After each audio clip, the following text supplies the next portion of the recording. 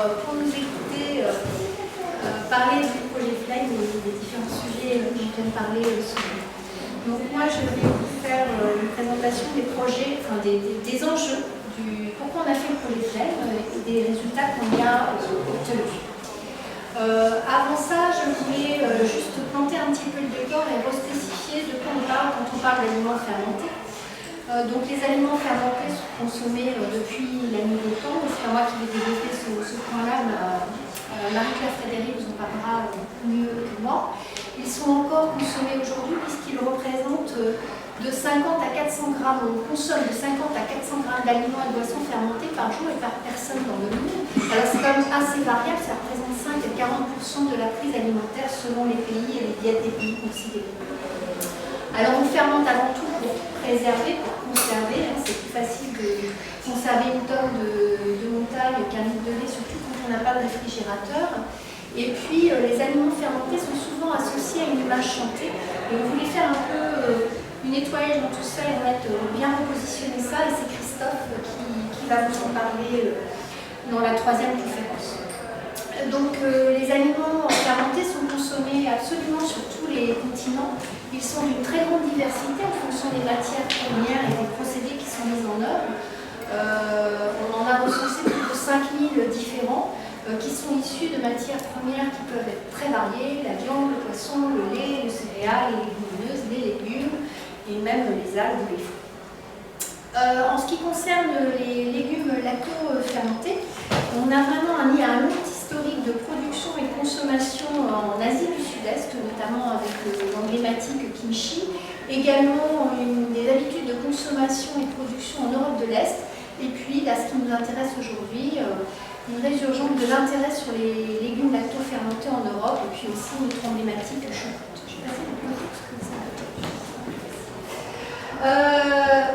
Le point qui me paraît essentiel, c'est qu'il n'y a pas d'aliments fermentés sans micro-organismes. C'est pas moi qui le dis, c'est déjà Louis Pasteur qui le disait. Et il disait tout simplement que toute fermentation d'une solution de sucre ou de matière organique résulte de l'activité métabolique d'un micro-organisme spécifique et s'accompagne de la formation de produits caractéristiques. Ça peut être des alcools, ça peut être des acides organiques, des cétones ou des gaz carboniques du CO2. La fermentation fait intervenir des communautés qui sont extrêmement diverses avec des bactéries, des levures ou des champignons filamenteux aussi appelés moisissures et plusieurs espèces microbiennes en mélange à des niveaux élevés qui peuvent être rencontrés dans les aliments jusqu'à 1 milliard par gramme de produit. Donc en ce qui concerne l'origine de ces micro-organismes à l'origine des aliments fermentés, eh bien, initialement, on avait surtout affaire à des fermentations dites spontanées et c'était les micro-organismes utiles qui sont naturellement présents sur la matière première et ou issus de l'environnement de transformation qui participaient, qui étaient responsables de la fermentation. Aujourd'hui, on a plutôt majoritairement recours à l'utilisation de ferments. Donc des ferments, ce sont des micro-organismes, des bactéries, des champignons, qui ont été volontairement sélectionnés pour répondre à une application pour un type de produit fermenté donné. Alors, on utilise des ferments principalement pour contrôler le processus de fermentation, etc. Alors, je dis majoritairement aujourd'hui, mais aujourd'hui on a encore quelques produits traditionnels dont on ne se lance pas de ferment. Et en ce qui concerne les légumes lacto-fermentés, eh bien, on se positionne plutôt dans cette première catégorie puisque la majorité des légumes lacto-fermentés sont obtenus par fermentation spontanée. Alors, je dis toujours pas d'aliments fermentés sans micro-organismes. Ces derniers, en effet, sont responsables de multiples transformations chimiques de la matière première qui sont liées à l'activité de ces micro-organismes. Ils vont consommer notamment les sucres de la matière première, produire des acides organiques, ça va être responsable de la diminution de pH, c'est-à-dire de l'acidification du produit. Ils vont également produire, ils vont hydrolyser, dégrader partiellement une partie des protéines et des lipides de la matière première et en échange produire des métabolites variés, dont des composés d'arômes nutritionnels. Et c'est grâce à toute cette activité qu'on a une sécurisation des matières premières. On a donc affaire, grâce à l'intervention des micro-organismes, à une transformation en profondeur de cette matière première. C'est comme ça qu'on va, à partir de farine, aboutir du pain, des grains, enfin, des céréales, de la bière, de raisin, du vin, et à partir d'une même matière première liée, avoir des produits aussi différents qu'une toque de montagne ou qu'un camembert. Donc ces micro-organismes vont participer en fonction de la nature du procédé, à la saveur, à l'arôme, à la texture, mais également à l'aspect du produit fermenté. Ils ne vont pas apporter des propriétés nutritionnelles, des propriétés potentiellement santé et participer activement à la conservation. Aliments fermentés, aliments vivants, une méta-analyse, c'est-à-dire une analyse sur 400 articles qui portaient sur une période de 150 ans, ont montré que on avait entre 100 000 à 1 million de micro-organismes vivants en moyenne dans un litre ou un gramme d'aliments fermentés, tout type d'aliments fermentés. Si je m'intéresse à la tonne de savoir, à près de 1 milliard par gramme de tonne de savoir, quand vous consommez une cuillère de yaourt dans la journée jusqu'à 100 millions de micro-organismes vivants, et en moyenne, on a 1 million de micro-organismes vivants en présence dans les produits fermentés à base de végétaux. Alors maintenant j'en arrive au projet Flemme. Là l'objectif de cette deuxième partie, c'est de vous présenter les résultats de manière très synthétique. Je ne suis pas à l'initiative de tous les résultats, ils sont synthétisés, donc voilà. C'est vraiment quelque chose de très schématique, mais c'est les principaux points à retenir.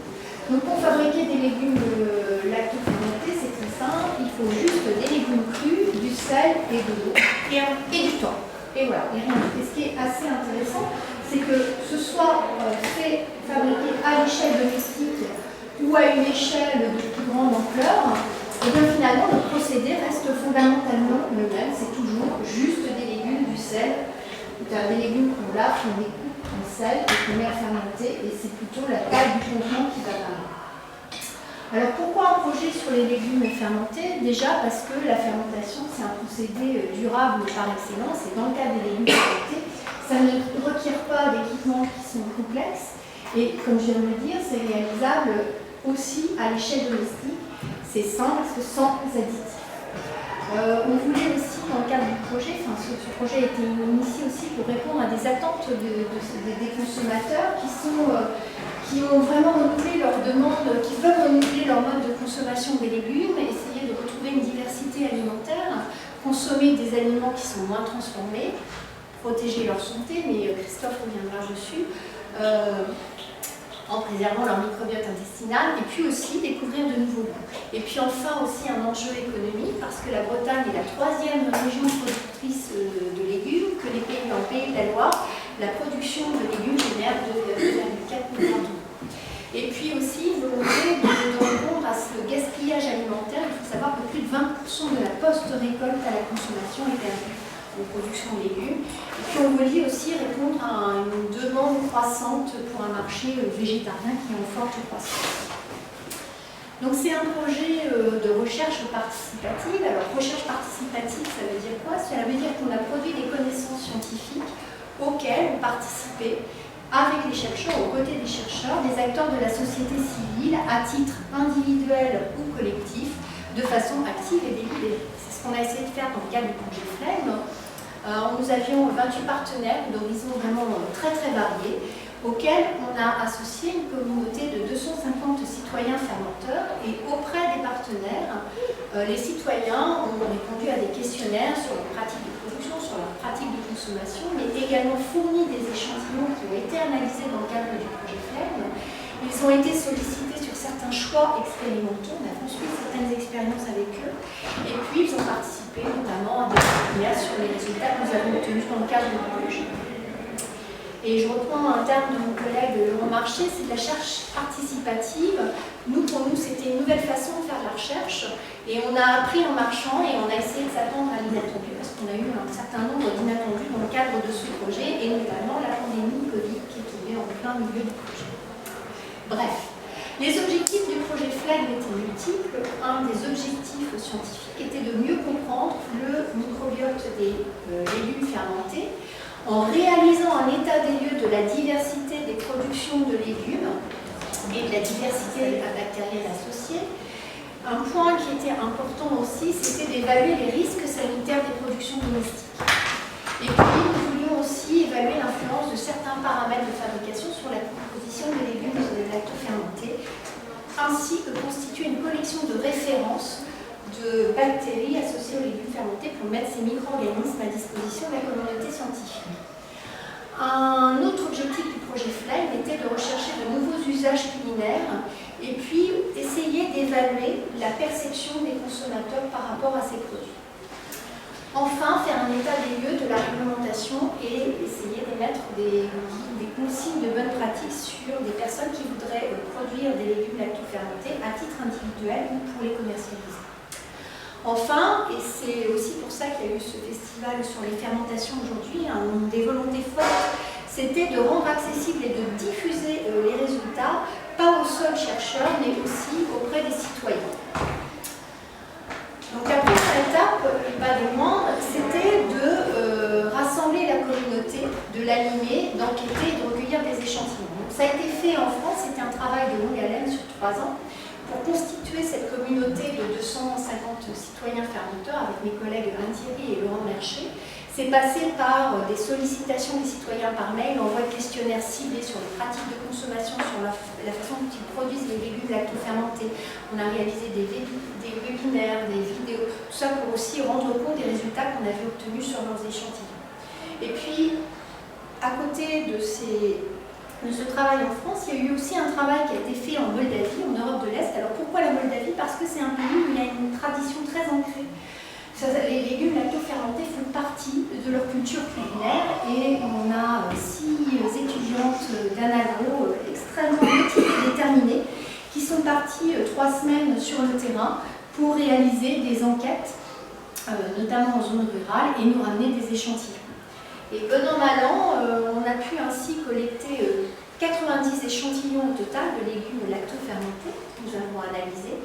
Et ça nous a permis déjà en premier lieu de mettre en évidence une très grande diversité en ce qui concerne le type de légumes fermentés et des recettes associées.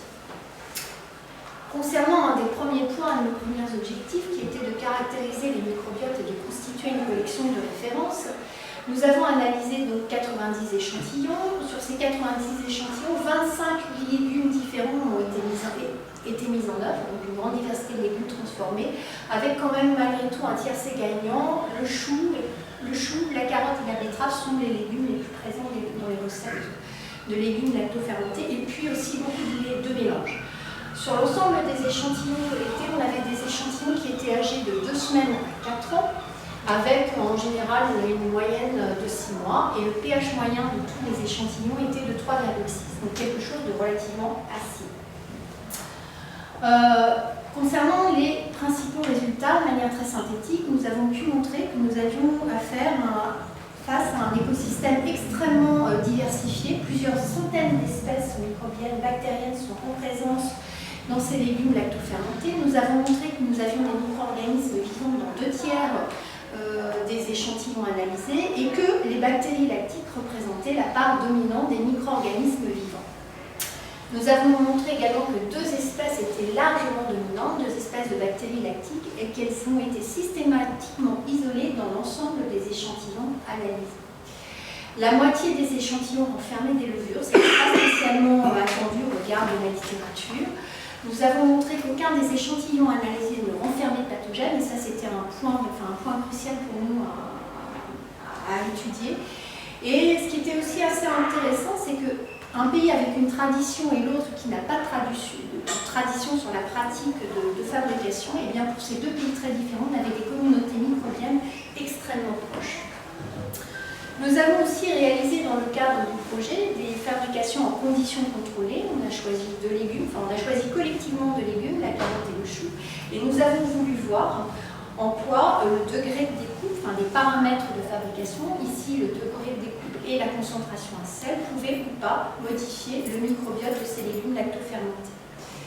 Et on a mis en évidence ce qu'on a appelé dans notre jargon une espèce de guerre des mondes.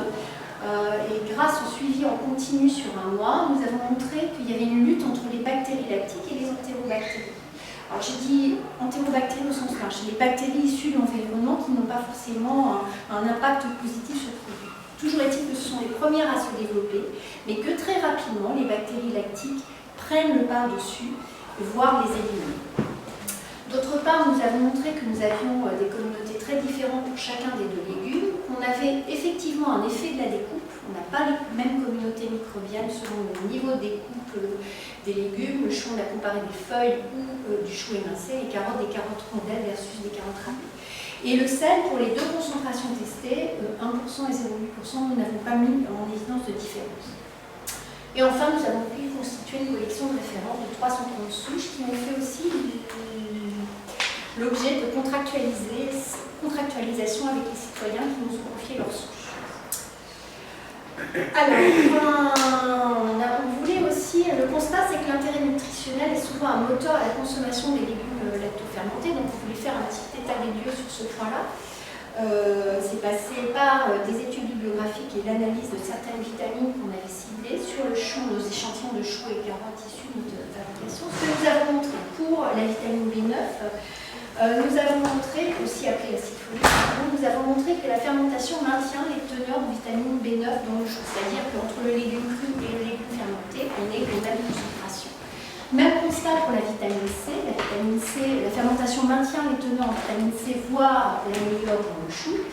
Et enfin, on s'était aussi intéressé à la vitamine B12 parce qu'elle est présente uniquement dans les produits animaux et donc recherchée en général par les végétaliens.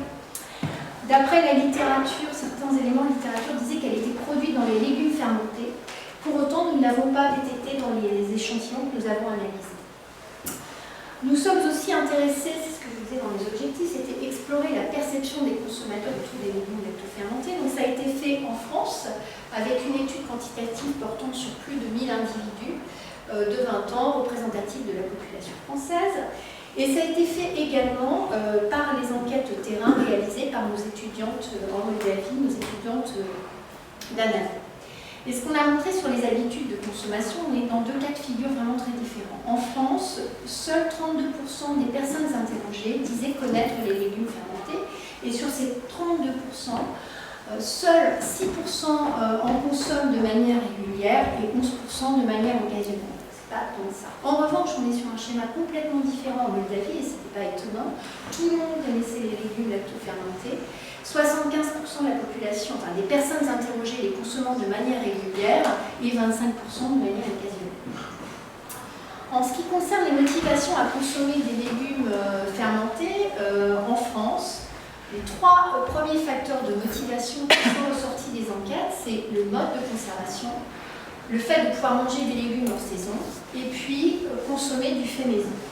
En Moldavie, on est sur des facteurs de motivation très différents. Les trois qui sont sortis des enquêtes, c'était un bénéfice santé, le goût et puis la tradition, parce que c'est un aliment traditionnel. Et si on regarde en France les freins à la consommation des légumes lactofermentés, en premier, on avait le goût qui ne plaît pas, la crainte d'avoir des inconforts digestifs suite à la consommation d'aliments fermentés, le taux de sel et l'acidité. Ce qui est vraiment amusant, c'est de comparer, c'est qu'un frein, en France, on n'a pas une culture vraiment de consommation de ce produit-là, est considéré comme une motivation, et un ressort parmi les premières motivations à consommer des légumes lactofermentés en Europe. Alors, concernant les nouveaux usages culinaires, on a voulu faire un petit peu le tour là-dessus. L'idée, c'était aussi de faire connaître le légume fermenté et ses usages en cuisine à des consommateurs pas forcément avertis pour apporter une diversification du produit et puis aussi de montrer l'intérêt gustatif. Donc il y a eu un travail en restauration collective qui a été fait par des élèves de l'ITESA du lycée Rieffel à Nantes, mais on a aussi eu des enquêtes, des échanges qui ont été faits avec des chefs, des artisans qui utilisent les légumes fermentés en Bretagne et en Pays des Loire. Et ce qui est ressorti de cette enquête, c'est que pour les chefs qui les utilisaient, c'était des chefs qui avaient essentiellement un profil de personnes ayant voyagé ou de culture étrangère ou en réflexion sur l'intérêt nutritionnel de l'alimentation. Fruit de ce travail aussi, il y a eu un livret de recettes qui est téléchargeable sur le site de Végépolis Vallée avec, on a essayé, enfin, les auteurs ont essayé de trouver des thèmes de menus qui répondent aux tendances alimentaires actuelles. Il fallait aussi faire un état des lieux, enfin, c'était important pour nous aussi de faire un état des lieux de la réglementation et des bonnes pratiques. Pourquoi? Parce que concernant les légumes et les légumes lactofermentés, il n'y a pas de réglementation de réflexion a fait l'objet d'un livret qui est également téléchargeable sur le site de DGPolice, où vous retrouverez les étapes clés de la fermentation, le matériel nécessaire pour le faire, un plan de maîtrise sanitaire et tous les points qui concernent la réglementation. Alors, de manière très synthétique, quelques points majeurs sur la réglementation que nous voulons mettre en évidence, c'est que pour tout transformateur de produits végétaux, il faut faire une déclaration d'activité à la direction départementale de protection des populations. Et c'est l'exploitant qui est responsable de la qualité sanitaire de ces produits. Et l'opérateur doit mettre en place un plan de maîtrise sanitaire. Ça, c'est pour les transformateurs de produits végétaux. Et concernant les légumes lacto-fermentés spécifiquement, concernant les analyses, la qualité microbiologique de ces derniers, eh bien, il n'y a pas de critères réglementaires spécifiques pour le moment pour les légumes lacto-fermentés. En revanche, on préconise certains critères de sécurité, ceux de la catégorie générale des produits prêts à être consommés qui ne permettent pas le développement de Listeria monocytogenes, autre que celle destinée aux nourrissons et à des fins médicales spéciales. Et un point qui nous a paru important, nous on préconise en tout cas de faire des analyses microbiologiques complémentaires, même si ce n'est pas obligatoire, afin de s'assurer de l'absence d'autres bactéries pathogènes autres que Listeria monocytogenes et de contrôler notamment le niveau de bactéries lactiques et des levures dans les produits. Un des enjeux de ce projet de recherche, c'était de rendre accessible et de diffuser les résultats auprès des citoyens, en plus de la communauté scientifique. Donc on a essayé, autant qu'on pouvait, de faire un effort de médiation scientifique en variant le plus possible les supports et les canaux de communication pour fédérer en amont, communiquer tout au long du projet, fidéliser, rendre compte des résultats avant et après, et puis les publications scientifiques sont en cours de rédaction. Et puis enfin, un ouvrage collectif coordonné par Christine Riffaut aux éditions Educagri est sorti de ce travail, d'une grande partie, voire tous les partenaires, pour apporter, qui est destiné aux particuliers et aux professionnels qui voudraient produire des légumes lacto-fermentés et qui est en vente auprès des éditions Educagri. Et j'en ai fini, je voulais vraiment vous remercier de votre attention, merci à mes collègues et surtout à tous les acteurs du projet, partenaires et aux citoyens qui ont contribué en donnant de leur temps, parce qu'on les a beaucoup sollicités, de leur temps et puis des échantillons. Je vous remercie.